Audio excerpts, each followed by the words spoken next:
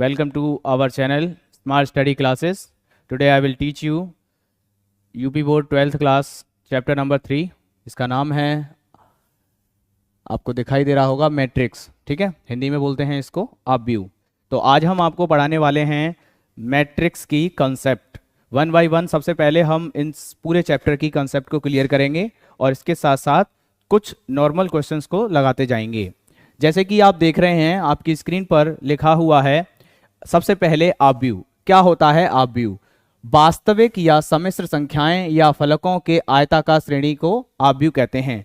ऑब्व्यू का जो सिंबल है, ये इस तरीके से हम ऑब्व्यू को दर्शाते हैं. इसके अंदर जो संख्याएं लिखी होती हैं उनको हम एलिमेंट्स कहते हैं. Matrix of A elements of a matrix. चलिए, जैसा कि दूसरा है एलिमेंट्स. इसके अंदर जो भी नंबर दिखाई देंगे, जैसे कि फॉर एग्जांपल आपकी स्क्रीन पर ये देखा हुआ है, मैट्रिक्स का साइन बना हुआ है 1 2 3 4 5 6 7. ये जो लिखे हुए हैं अंदर जो नंबर्स हैं, ये हैं हमारे एलिमेंट्स यानी अवयव. ठीक है, अवयव के अंदर की संख्याओं को अवयव के अवयव कहते हैं. फिर इसके बाद आता है कि इसमें दो तरह से नंबर दिखाई दे रहे हैं. जैसे पहला है पंक्ति और दूसरा है स्तंभ. पंक्ति को इंग्लिश में हम रो बोलते हैं. जिस तरीके से आप देख रहे हैं, इसमें ये इस 1 2 3 ये हमारी पहली पंक्ति है और ये हमारा 4 5 6 ये हमारी दूसरी पंक्ति है और ये हमारी तीसरी पंक्ति है. ठीक है ना. रो 1 रो 2 रो 3 हम इनको इसी तरीके से पढ़ते हैं जैसा कि आपको दिखाई दे रहा होगा. स्तंभ. स्तंभ में आप जब देखेंगे तो अगर इसी मैट्रिक्स के अंदर अगर हम स्तंभ, आपने देखे होंगे, हम जब घर बनाते हैं तो पिलर खड़े करते हैं, जिसको हिंदी में स्तंभ. ठीक है ना. जैसे आपने सुना होगा अशोक स्तंभ सीधे सीधे लंबे खड़े होते हैं. तो जैसे अब ये जो 1 4 7 2 5 8 3 6 9 ये हमारे स्तंभ हैं. इस मैट्रिक्स के स्तंभ हैं. स्तंभ मतलब कॉलम है, जिसे हम बोलते हैं कॉलम 1, इसे बोलेंगे कॉलम 2, इसे बोलेंगे कॉलम 3. ठीक है. चलिए, साथ के साथ अब हम इस बात करें आगे, तो जब मैट्रिक्स को लिखते हैं तो उसका एक ऑर्डर होता है. जैसा कि आपको दिखाई दे रहा है कि ए एक मैट्रिक्स है जिसके अंदर आपको बहुत सारे एलिमेंट्स दिखाई दे रहे हैं. A11 A12 A13, फिर A21 A22 A23 A31 A32 A33. तो जिसमें ये जो है ये हमारा पहली रो और ये हमारी दूसरी रो, ये हमारी तीसरी रो. अगर बात करें हम, ये हमारा पहला कॉलम, ये हमारा दूसरा कॉलम, ये हमारा तीसरा कॉलम. इसी तरीके से हमको ऑर्डर इनको देना होता है. जैसा कि आपको दिखाई दे रहा है, ये जो पहली लाइन है इसको हमने R1, ये R2 और ये हमारा R3.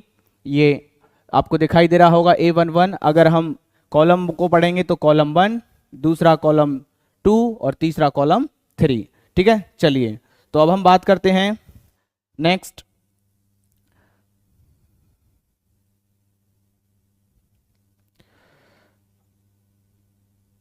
ऑब्व्यू की कोटि. ठीक है, कॉलम 1 कॉलम 2 कॉलम 3 के बाद में आएगा ऑब्व्यू की कोटि. अगर कोई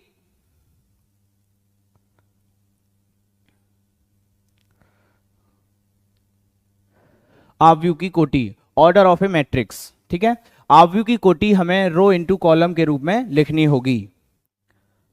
जैसे कि हमने कोई एक मैट्रिक्स लिखा ए, जिसमें A B C D ये एलिमेंट्स हैं और हमें बताना है कि इसकी कोटि यानी ऑर्डर क्या है.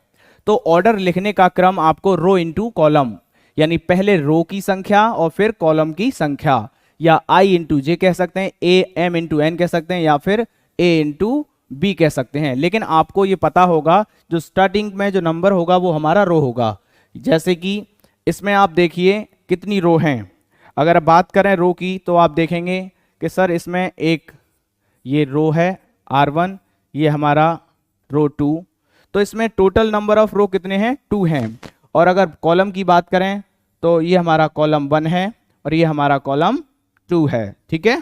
तो इसका ऑर्डर जो होगा, मैंने बताया आपको, रो इनटू कॉलम होगा. रो इनटू कॉलम मींस, रो इनटू कॉलम का मतलब है सर इसमें 2 रो हैं और 2 ही हमारे कॉलम हैं. ठीक है, तो इसकी ऑर्डर क्या हो जाएगा? 2 by 2. जैसे अब हम ये एग्जांपल दिया गया है, इसमें देखिए एक मैट्रिक्स है A इजिकल टू 1 3 2 4 1 5 9। इसका ऑर्डर क्या होगा?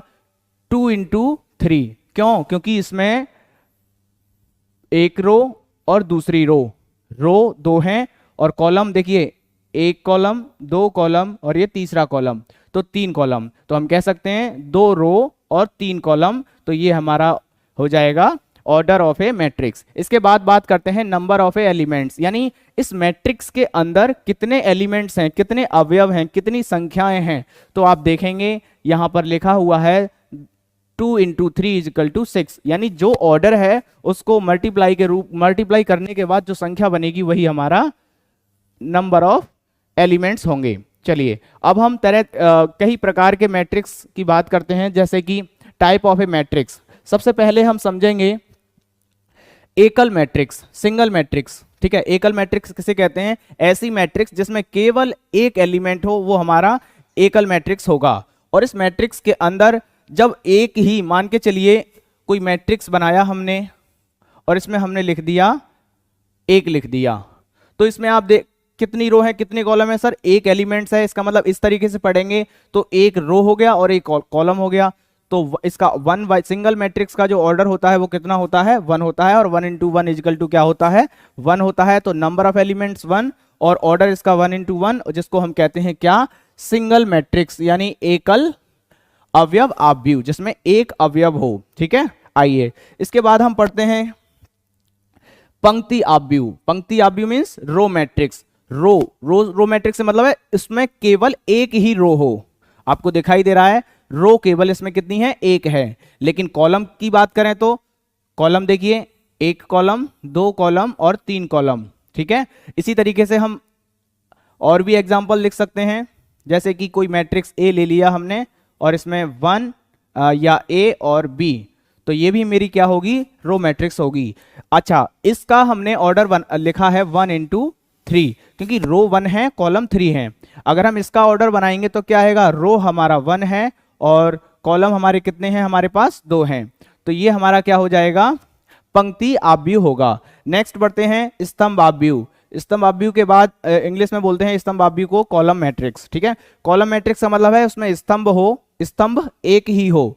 जैसे आप देखिए स्तंभ एक है, लेकिन इसमें जब पंक्ति की बात करें, रो की बात करें, तो पहली रो, दूसरी रो और तीसरी रो, पहली रो, दूसरी रो और ये तीसरी रो। तो आप कह सकते हैं इसका ऑर्डर सर रो पहले, रो इनटू ऑर्डर होता है row into column. It means sir 3 row हैं और कॉलम इसका 1 है। ठीक है, आप समझ रहे होंगे कि पंक्ति आव्यूह में पंक्ति 1 होगी, स्तंभ आव्यूह में स्तंभ 1 होगा। ठीक है, नेक्स्ट इससे आगे हम बढ़ते हैं शून्य आव्यूह। ठीक है, चलिए शून्य आव्यूह। तो देखिए शून्य आव्यूह किसे कहते हैं? देखिए शून्य आव्यूह उस आव्यूह को कहते हैं जिस आव्यूह के अंदर जो नंबर ऑफ एलिमेंट्स हैं, टोटल नंबर ऑफ एलिमेंट्स शून्य हो, उस मैट्रिक्स को हम बोलेंगे शून्य आव्यूह। ठीक है, यानी शून्य मैट्रिक्स, जीरो मैट्रिक्स या नल मैट्रिक्स। ठीक, देखिए आप देख रहे होंगे ये एक मैट्रिक्स है, चाहे मैट्रिक्स 2 बाई 2 की हो, 3 बाई 3 की हो, इसके अंदर सभी नंबर्स जो है 0 0 हैं, तो ये कैसी मैट्रिक्स होगी? शून्य आव्यूह होगी। ठीक है, बट 2 बाई 2 मीन्स 2 रो और 2 column, 3 by 3 means 3 rows and 3 columns. ठीक है, आइए नेक्स्ट बढ़ते हैं हम किस वर्ग आव्यूह की ओर। वर्ग आव्यूह किस आव्यूह को कहते हैं? जिसमें रो और कॉलम की संख्या इक्वल हो, यानी 2 रो हैं तो 2 कॉलम होने चाहिए, 3 रो हैं तो 3 कॉलम होने चाहिए। तो ऐसी आव्यूह को हम कहेंगे क्या? वर्ग आव्यूह, यानी स्क्वायर मैट्रिक्स। देखिए हम इस तरीके से बात करें तो इसमें 1 रो और 2 रो, अगर कॉलम की बात करें तो कॉलम 1 और कॉलम 2, ये हमारे यानी 2, हम कह सकते हैं ये 2 बाई 2 का स्क्वायर मैट्रिक्स है। इसी तरीके से इसकी बात करें तो 1 कॉलम, 2 कॉलम, 3 कॉलम, सॉरी 1 रो, 2 रो और 3 रो, यानी इसमें 3 रो हैं। और कॉलम की बात करें तो 1 कॉलम, 2 कॉलम और ये 3 कॉलम। ठीक है, इसमें 3 कॉलम्स हैं, तो ये 3 कॉलम और 3 रो, इसका मतलब है ये 3 बाई 3 की कैसी है? स्क्वायर मैट्रिक्स है। चलिए अब आगे नेक्स्ट पढ़ते हैं हम किसकी ओर? विकर्ण आव्यूह। ठीक है, डायगोनल मैट्रिक्स। तो डायगोनल मैट्रिक्स किसे कहते हैं?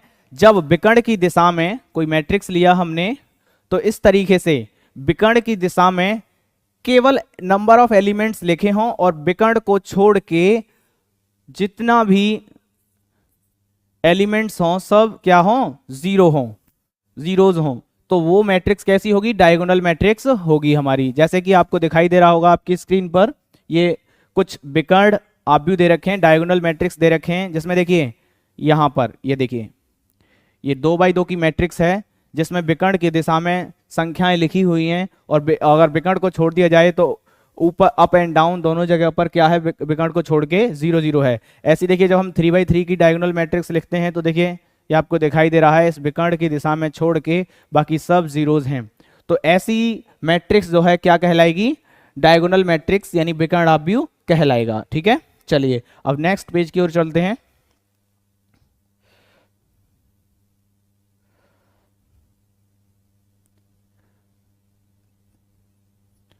देखिए इसमें हमें दे रखा है क्या?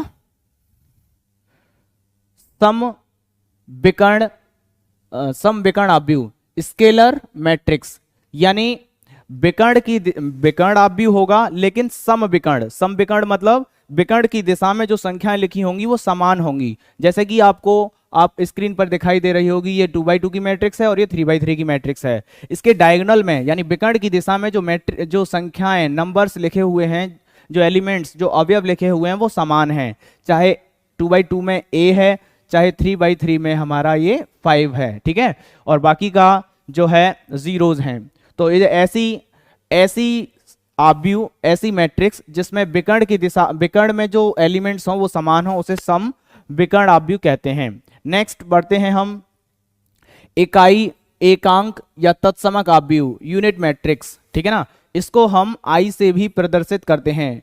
ध्यान रखेंगे अगर कोई 2x2 की आइडेंटिटी मैट्रिक्स है तो उसे I2 बोलते हैं, और अगर 3x3 की आइडेंटिटी मैट्रिक्स है तो उसे I3 बोलते हैं।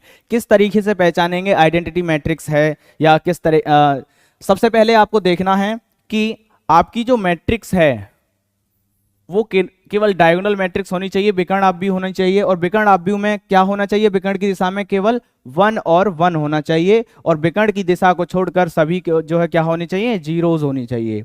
तो आप देख रहे हैं इसमें 2 रो और 2 कॉलम हैं, 2 रो और 2 कॉलम हैं, जिसमें डायगोनल में विकर्ण में वो जो संख्याएं लिखी हुई हैं कितना लिखी हुई हैं? 1 1 लिखी हुई हैं। ठीक है, तो इस तरीके की मैट्रिक्स जो होगी उसे हम कहेंगे डायगोनल मैट्रिक्स या एकांक या इकाई या तत्समक आव्यूह। ठीक है, चलिए नेक्स्ट हम बढ़ते हैं समान आव्यूह।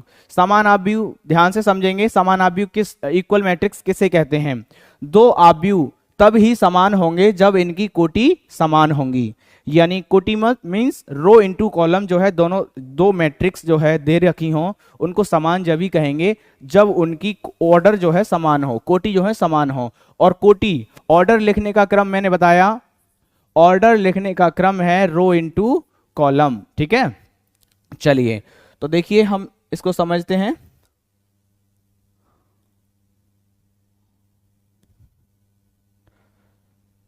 देखिए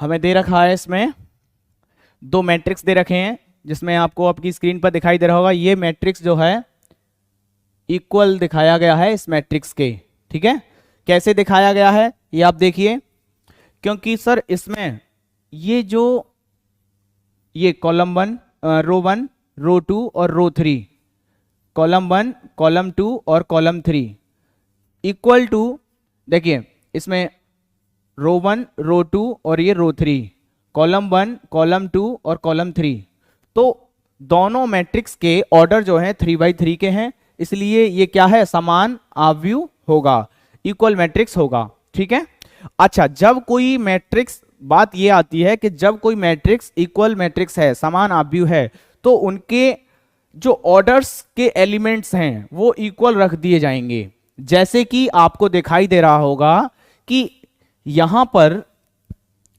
ये जो दिखाई दे रहा है x + 3 बराबर होगा किसके? 0 के। z + 4 बराबर होगा 6 के। इसी तरीके से 2y - 7 बराबर होगा, इक्वल होगा 2y माइनस 2। देखिए यहाँ पर लिखा भी है कि x प्लस 3 इक्वल टू 0, देखिए यहाँ पर लिखा हुआ है। और इसी तरीके से जब दो डायगोनल मैट्रिक्स इक्वल होंगे दिया हो तो वहां पर हमसे x y z के मान निकलवाने के लिए कहा जाएगा, ठीक है।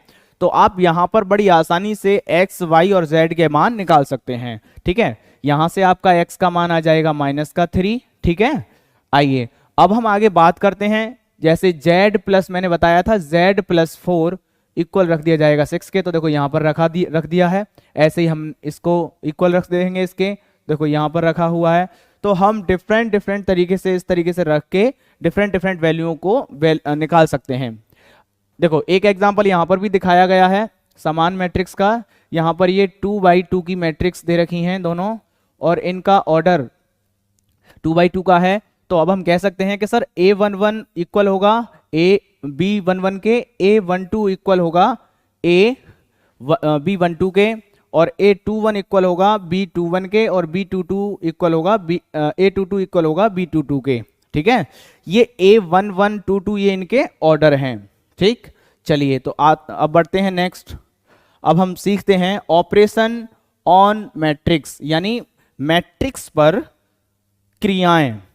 ऑपरेशन जो जैसे योग करते हैं या सब्ट्रैक्ट करते हैं, दो मैट्रिक्स को जोड़ते हैं या घटाते हैं या गुणा करते हैं, किस तरीके से करेंगे वो आगे पढ़ते हैं, ठीक है। चलिए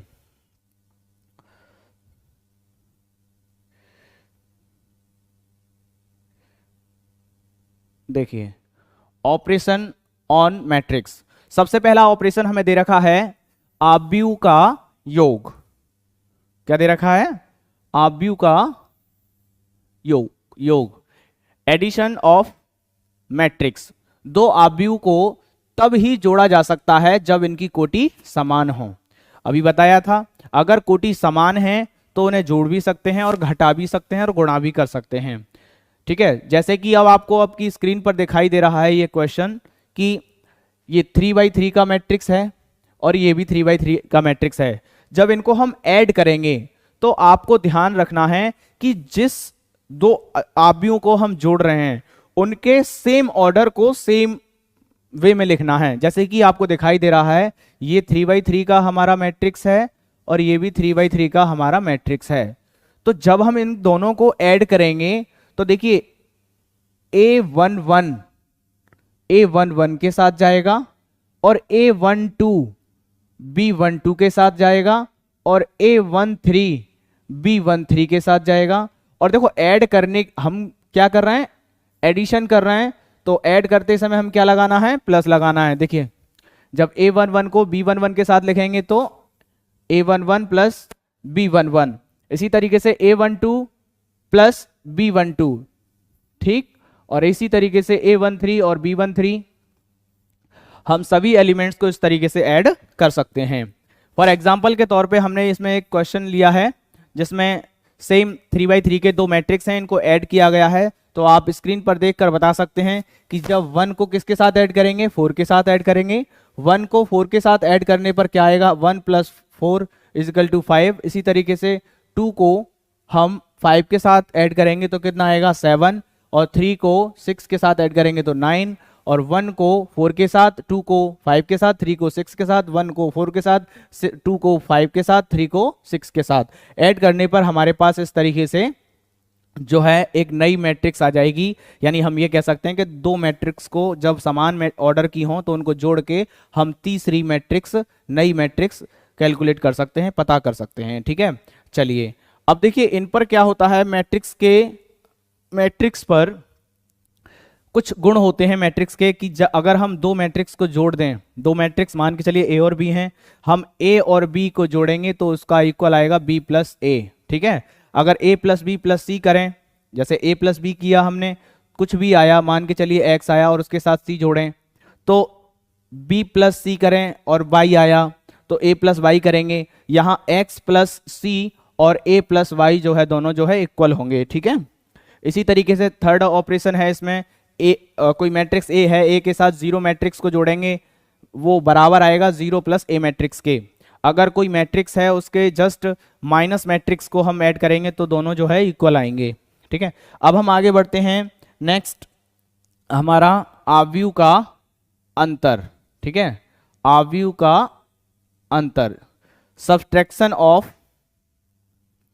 ऑफ मैट्रिक्स, ठीक है। दो आव्यूहों को हम किस तरीके से घटाएंगे, हमने बताया हम जब ही घटा पाएंगे जब उन दोनों मैट्रिक्स के ऑर्डर समान हो, कोटि जो है समान हो।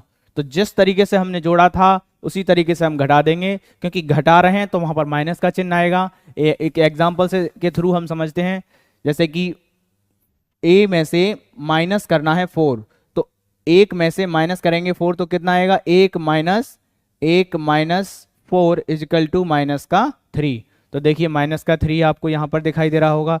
ऑर्डर आपको ध्यान रखना है, जिस ऑर्डर की मैट्रिक्स है उसमें से ही घटाया जाएगा। पहले तो आपको ध्यान रखना है कि समान ऑर्डर की मैट्रिक्स होनी चाहिए, और जब हम मैट्रिक्स को घटा रहे हैं तो जिसके अंदर जो एलिमेंट्स हैं, इस जैसे ये एलिमेंट्स है, इसका ऑर्डर है A11, तो आपको जब माइनस करना है वो दूसरी मैट्रिक्स के B11 से ही माइनस होगा, क्योंकि एलिमेंट्स का भी ऑर्डर समान होना चाहिए। जब भी तो आप 1 में से 4 माइनस कर रहे हैं, 2 में से 3 माइनस कर रहे हैं, 3 में से 6 माइनस कर रहे हैं, 1 में से 4, 2 में से 5, 3 में से 6, और इन सब को माइनस करने के बाद आपको आपकी स्क्रीन पर ये जो है पता चल रहा है नया मैट्रिक्स पर -3 -3 -3 3/3 का एक नया मैट्रिक्स आपको प्राप्त होगा, ठीक है। चलिए तो नेक्स्ट हम बढ़ते हैं।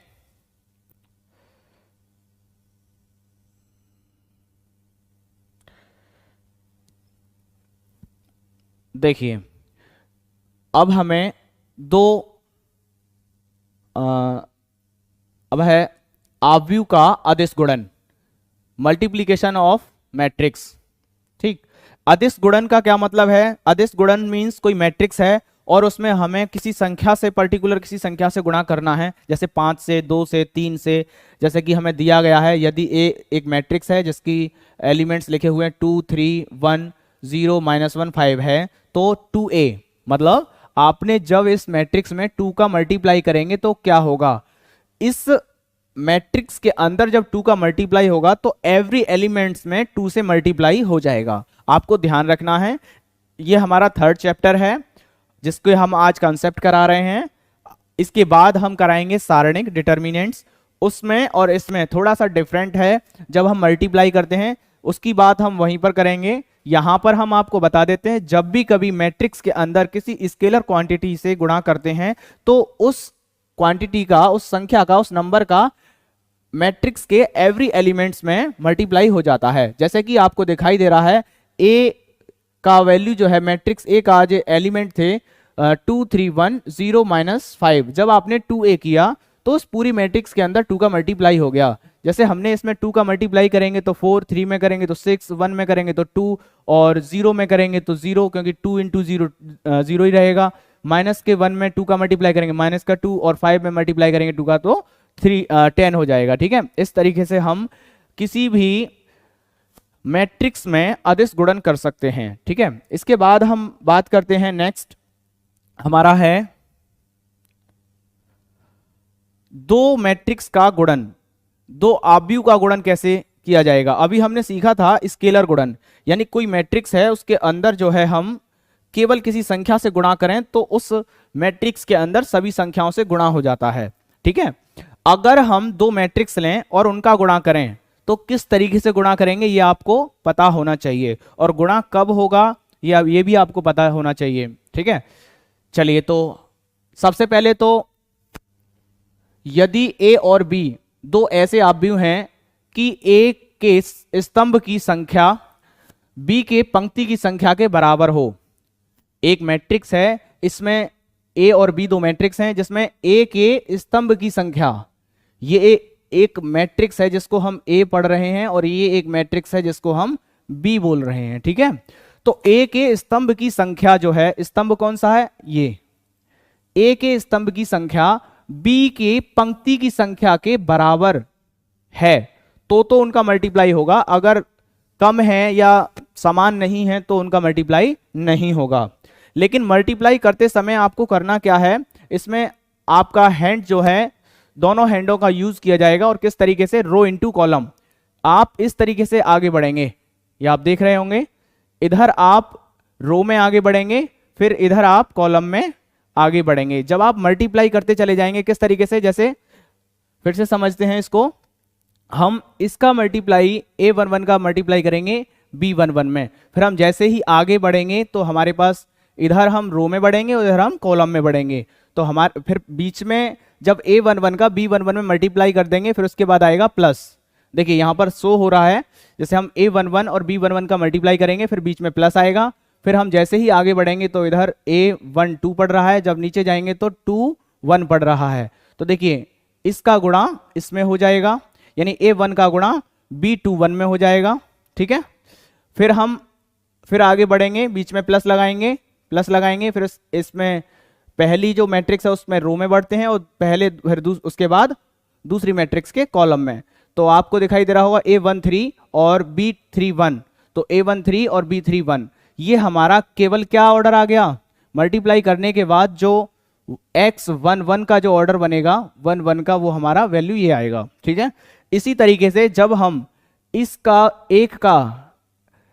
एक रो का गुणा एक कॉलम में कर देंगे तो उसके बाद अब हमें नेक्स्ट क्या बढ़ना है, हमारा पहला जो मैट्रिक्स है उसकी रो पहली ही रहेगी, लेकिन आप दूसरी मैट्रिक्स में दूसरे कॉलम का यूज करेंगे। जैसे कि अब हमें इसी का गुणा करना है और दूसरे कॉलम में गुणा करना है, तो ये आपको दिखाई दे रहा होगा, देखिए करिए गुणा। A11 का गुणा B12 में, A11 का गुणा B12 में, फिर इसके बाद आगे बढ़ेंगे और इसमें पहली मैट्रिक्स के अंदर रो में बढ़ते हैं और दूसरी मैट्रिक्स के अंदर कॉलम में बढ़ते हैं। जिस तरीके से हम ऑर्डर को बता रहे हैं इसी तरीके से गुणा करना है रो इनटू कॉलम, या हम शॉर्ट में ये भी कह सकते हैं कि हमें जो गुणा करना है पड़ी संख्या का खड़ी संख्या में गुणा करना है। पड़ी से मीन्स ये पड़ी हुई संख्या का गुणा करना है हमें खड़ी संख्याओं में। तो और गुणा करते समय हमें आगे बढ़ते समय हमें ध्यान रखना है, गुणा करने के बाद हमें प्लस का साइन लगाना है, जैसा कि आपको बताया है।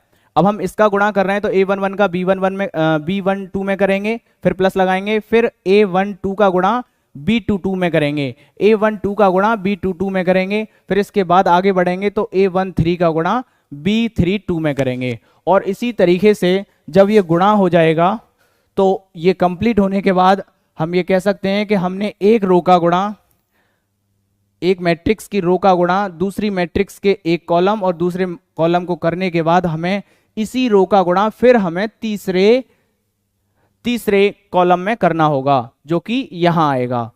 जैसे ही एक रो का गुणा जब तीनों में हो जाएगा, यानी पहली रो आप जो मल्टीप्लाई की जो पहली रो कंप्लीट कर चुके होंगे ये, फिर आपको क्या करना होगा, पहली मैट्रिक्स का रो चेंज कर देंगे आप। क्या चेंज करेंगे आप, जब इसका गुणा इन तीनों में हो जाए फिर इसके बाद आपको क्या करना है, इस दूसरी रो का गुणा पहले कॉलम में करना है, फिर इसी दूसरी रो का गुणा दूसरे कॉलम में करना है, फिर इसका गुणा तीसरे कॉलम में करना है। और जब आप कह रहे हैं कि दूसरी रो का गुणा, मान के चलिए दूसरी रो जैसे x, दूसरी रो का गुणा पहले कॉलम में, फिर दूसरी रो का गुणा दूसरे कॉलम में, फिर दूसरी रो का गुणा तीसरे कॉलम में, तो उनका ऑर्डर जो है दूसरी रो में लिखा जाएगा, क्योंकि मैट्रिक्स के अंदर एलिमेंट्स का शो में पहली संख्या जो बताती है किसको बताती है, उसकी रो को बताती है, और लास्ट जो संख्या है उसके कॉलम को दर्शाती है, बताती है, ठीक है। इसी तरीके से जब आप इन दो रो का गुणा इन तीनों कॉलम्स में कर चुके हों, फिर उसके बाद आपकी थर्ड रो रह जाएगी और थर्ड रो का गुणा पहले कॉलम में, जो कि यहां लिखा जाएगा, फिर थर्ड रो का गुणा दूसरे कॉलम में, तो जो कि यहां लिखा जाएगा, ठीक है। फिर आप इस थर्ड रो का गुणा थर्ड कॉलम में करेंगे तो यहां पर लिखा जाएगा, ठीक है। इस तरीके से आपको गुणा करना होगा। चलिए, तो पेन का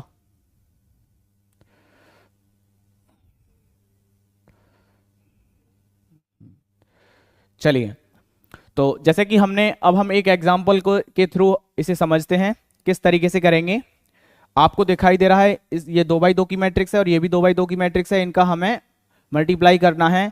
तो पड़ी संख्या का खड़ी संख्या में, ये पड़ी हुई संख्या का खड़ी हुई संख्या में, तो पहली मैट्रिक्स का जो पहली रो है इसका गुणा दूसरी मैट्रिक्स के पहले कॉलम से, फिर उसके बाद दूसरे कॉलम से किया जाएगा। देखिए आप 1 का मल्टीप्लाई करेंगे किसके साथ, 5 के साथ, तो 1 इंटू 5, ठीक। फिर जैसे ही आगे आएंगे तो प्लस लगाएंगे, आप क्या लिखेंगे 2 इंटू 7। देखने का प्रयास, समझने का प्रयास करेंगे। देखिए 1 का 5 के साथ, फिर प्लस लगाएंगे, फिर आगे बढ़ेंगे तो ये आगे जाएगा और ये डाउन में, ये आगे जाना है। आप हैंड का ध्यान रखेंगे, लेफ्ट हैंड को आगे करेंगे और राइट हैंड को डाउन में। तो आप 1 का 5 में करने के बाद 2 का 5 में, लेकिन उससे पहले आपको प्लस लगाना है, ठीक है। फिर इतना करने के बाद ये फिर से लिखना पड़ेगा 1 इंटू 5 प्लस 2 इंटू 7, ठीक। फिर हम क्या करेंगे, अब इस रो का गुणा इस कॉलम के साथ हो चुका है, अब इसी रो का गुणा हमें सेकंड कॉलम के साथ करना है। तो देखिए 1 का 6 के साथ गुणा करेंगे तो 1 इंटू 6, फिर आगे बढ़ेंगे, प्लस लगाएंगे, प्लस लगाने के बाद 2 का गुणा हमें करना है किसके साथ, 8 के साथ, ठीक है। अब हमें पता है कि हम इस एक रो का गुणा दूसरी मैट्रिक्स के एक कॉलम और दूसरे कॉलम में कर चुके हैं।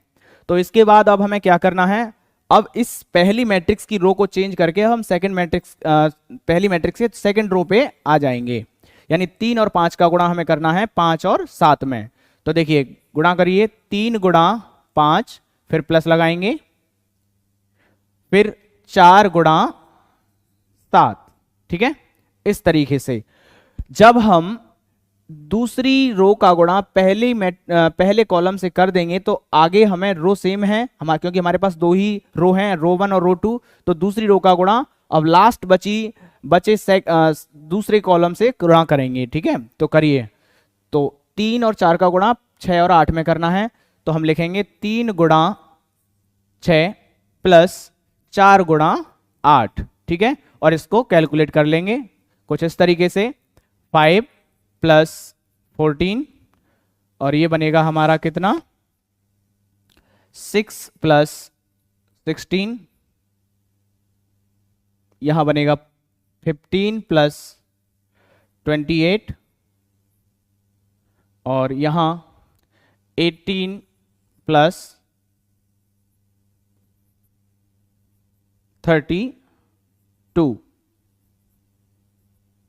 ठीक है। फिर इसको कैलकुलेट कर लेंगे, 19, 22 और 8 और 5 13 का 3 और यह बन जाएगा हमारा 43। फिर ये बनेगा हमारा 20 और ये 50, ठीक है। इस तरीके से ये 2 मैट्रिक्स का हम मल्टीप्लाई करेंगे और जब हम क्वेश्चन लगाएंगे तो ढेर सारे क्वेश्चन पे हम बताएंगे। अभी हम केवल कंसेप्चुअल लेकर चल रहे हैं, कंसेप्ट लेकर चल रहे हैं जिससे कि आप समझ सकें, ठीक है। आइए, ऐसे यहाँ पर हमने ये सेकंड क्वेश्चन है, ये 2 गुणा में नहीं है, ये एग्जाम्पल 1 था, ये एग्जाम्पल 2, जिसको आप करने का प्रयास करेंगे इसी तरीके से, ठीक है। फिर सेकंड, थर्ड और अगेन, ठीक है। चलिए नेक्स्ट आगे बढ़ते हैं।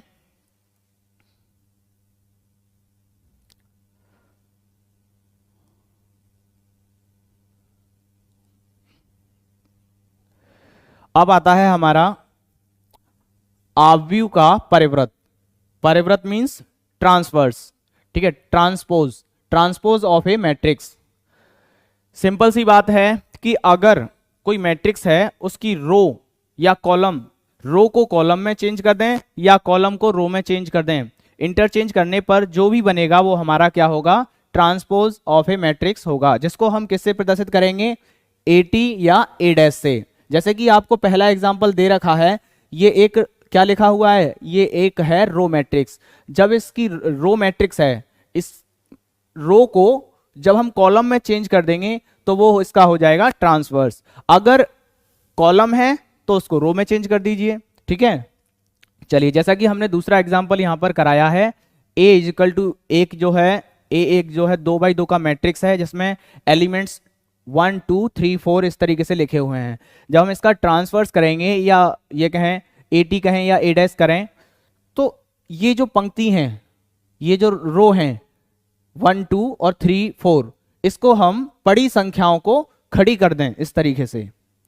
तो देखें आप, ये इसको जब हम बड़ी संख्या को खड़ी करेंगे तो क्या बनेगा 1 2, और जो नेक्स्ट जो सेकंड जो बड़ी संख्या उसको खड़ी करेंगे तो क्या बनेगा 3 4। तो इस तरीके से हम इसका ट्रांसफर्स बड़ी आसानी से निकाल पाएंगे। क्वेश्चन हम आगे नेक्स्ट लेंगे, ठीक है। चलिए अब हम आगे बढ़ते हैं सममित सिमेट्रिक मैट्रिक्स। सिमेट्रिक मैट्रिक्स में क्या होता है कि अगर कोई मैट्रिक्स है और मैट्रिक्स का ट्रांसफर्स करने पर वही मैट्रिक्स प्राप्त हो जाए जो हमारी मैट्रिक्स थी, तो वो हमारी क्या होगी, एक सममित आव्यूह होगी, ठीक है। आइए फिर आता है विषमित आव्यूह। विषमित आव्यूह में क्या होगा कि अगर हमारे पास कोई मैट्रिक्स है, उसका हम ट्रांसफर्स करते हैं, ए डैश करते हैं, तो उसकी वैल्यू अगर माइनस का ए के इक्वल आती है तो वो हमारी कैसी मैट्रिक्स होगी, विषमित आव्यूह होगी, जिस पर हम आगे क्वेश्चन करने वाले हैं, ठीक है। फिर इसके बाद एक क्वेश्चन आता सममित आव्यूह और विषमित आव्यूह के लिए क्वेश्चन आता है, जिसका फॉर्मूला आपको याद रखना है कि अगर सममित आव्यूह निकलवाए तो आपको याद रखना है P = 1/2 A + A डैश, और Q और विषमित के लिए हमें ध्यान रखना है कि Q = A - A डैश, ठीक है। अब आगे बढ़ते हैं।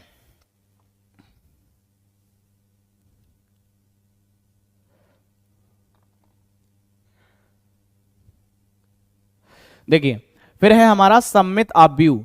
सममित और विषमित आव्यूह का योग, जैसे कि मैंने आपको बताया ये सममित आव्यूह और ये विषमित आव्यूह, इनका अगर योग निकलवाएगा तो हमें पता है, मान लिया हमने योगफल x है, तो सममित आव्यूह प्लस विषमित आव्यूह, सीधा सा योग तो हमें भी पता है, योग का मतलब जोड़ना होता है, सममित और विषमित को जोड़ दीजिए तो हमारा ये आ जाएगा सममित और विषमित आव्यूह का योगफल, ठीक है। चलिए फिर इसके बाद हमारा लास्ट है कि प्रारंभिक सक्रिया द्वारा आव्यूह व्युत्क्रम आव्यूह, यानी अगर हमें कोई मैट्रिक्स दे दिया, क्या दे दिया, मैट्रिक्स दे दिया,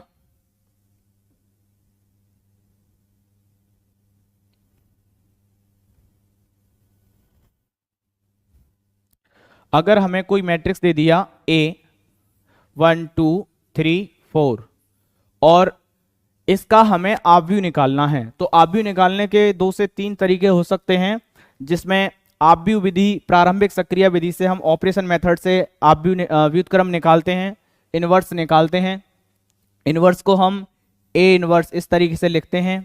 तो एक तो आपका होता है 1/A सारणिक इंटू में A DJ A adjoint A, ठीक है। बट हमें इस फॉर्मूले का यहाँ पर इस्तेमाल यूज नहीं करना है, क्योंकि इसको हम बताएंगे चैप्टर नंबर 4 में, ठीक है, जो इसका भाई ही मान लीजिए इस चैप्टर को। हमें यहाँ पर ऑपरेशन मेथड का इस्तेमाल करना है। आज हम कंसेप्ट बता रहे हैं कि किस तरीके से हमें इनवर्स निकालना होगा। तो इसमें देखिए सबसे पहले हमको क्या करना होगा, A जो भी मैट्रिक्स हो, सपोज करिए मैं यहां लिख देता हूं ABCD, ये कोई मैट्रिक्स है जिसका हमें इनवर्स निकालना है।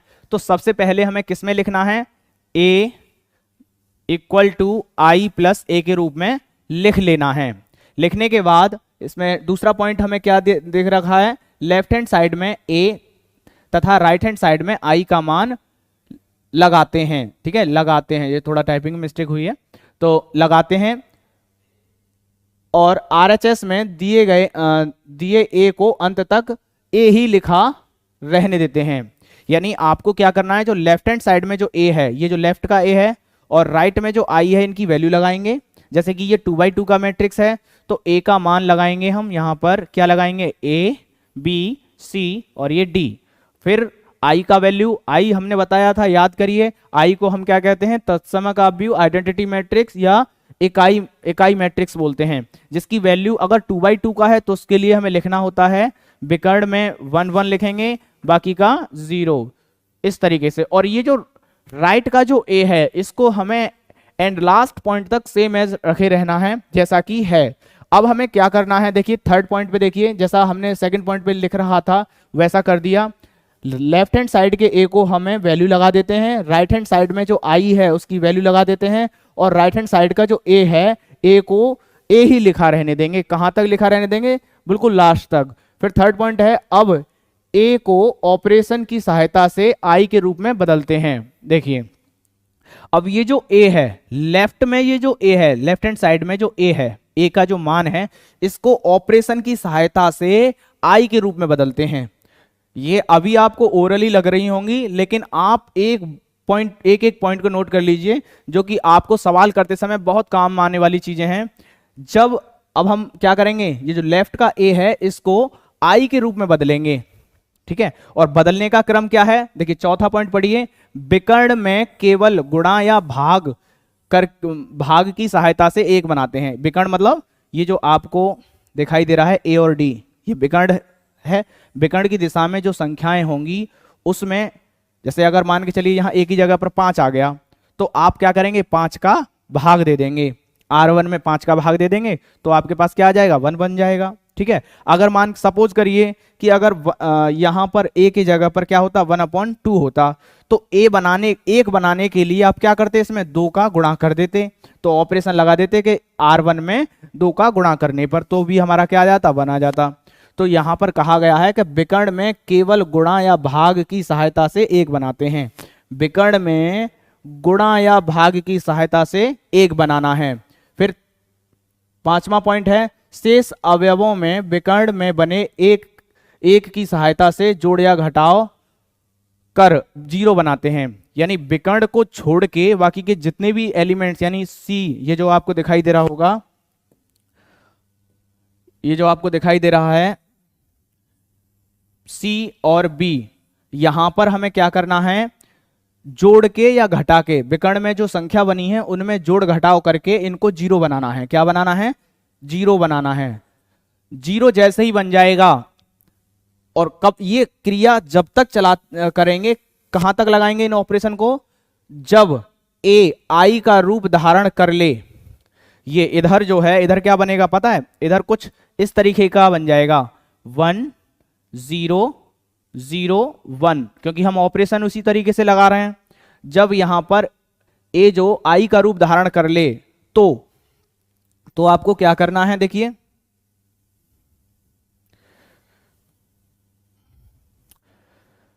यहां लिख देते हैं, ए जो भी था हमारा आई का रूप धारण कर ले, 1 0 0 1, इस तरीके से।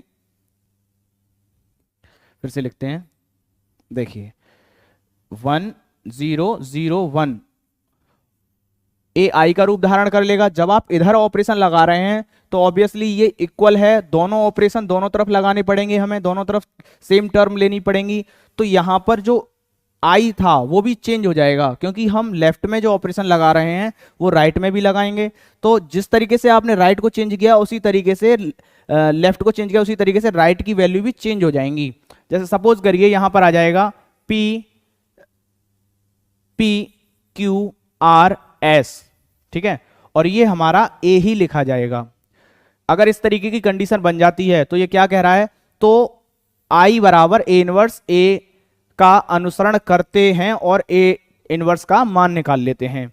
तो हम क्या लिखते हैं, नेक्स्ट लाइन में हम लिखते हैं कि I equal to A inverse into में A। इससे पता चल रहा है कि ये जो I है और ये हमारा A इनवर्स है, ये हमारा I है और ये हमारा A इनवर्स है। तो हम सीधा सीधा कह देते हैं, इसलिए A inverse equal to P Q R S। इस तरीके से हमारे पास क्या आ जाएगा, A इनवर्स का मान आ जाएगा, ठीक है। चलिए, तो आज हमने आपको बताया था चैप्टर नंबर 3 की कंसेप्ट बताई थी, जिसका नाम था मैट्रिक्स, और मैं समझता हूं कि आपने बहुत अच्छे से समझने का प्रयास किया होगा, ठीक है। अब अभी आपको थोड़ा सा ओरली लग रही होंगी, कल हम इस चैप्टर के क्वेश्चन को करने वाले हैं, ठीक है। तो बहुत ही मज़ेदार चैप्टर है ये, जिसका नाम है मैट्रिक्स। अभी आपको पता होना चाहिए मैं जैसा कि मैंने आपको बताया मैट्रिक्स किसे कहते हैं, अवयव, आव्यूह, रो, कॉलम, कोटि, ठीक है। जोड़ते कैसे हैं, घटाते कैसे हैं आव्यूह को, और कितने प्रकार के आव्यूह होते हैं, ये सभी हमने आपको आज बताए। उम्मीद करते हैं कि आपको वीडियो पसंद आई होगी। अगर हमारी वीडियो आपको पसंद आई हो तो इसे ज़्यादा से ज़्यादा शेयर करिए, लाइक करिए, कमेंट करिए और चैनल को सब्सक्राइब करिएगा। धन्यवाद।